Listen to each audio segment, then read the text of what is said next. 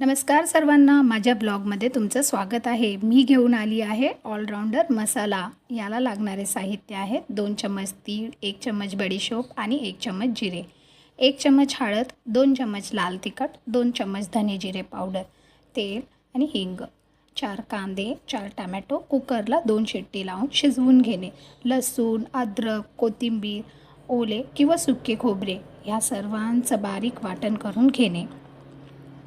वाटण करून झाल्यास एका कढईत थोडेसे तेल घ्यायचे।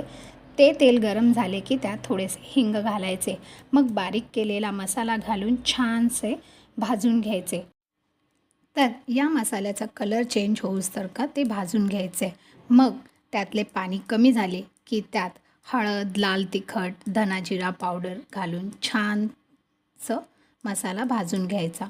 तर असा हा मसाला आपला तयार झालेला आहे। सो गॅस बंद करून हा मसाला थंड झाला की एका कंटेनरमध्ये स्टोअर करून ठेवू शकता। लागेल तसा वापरही करू शकता।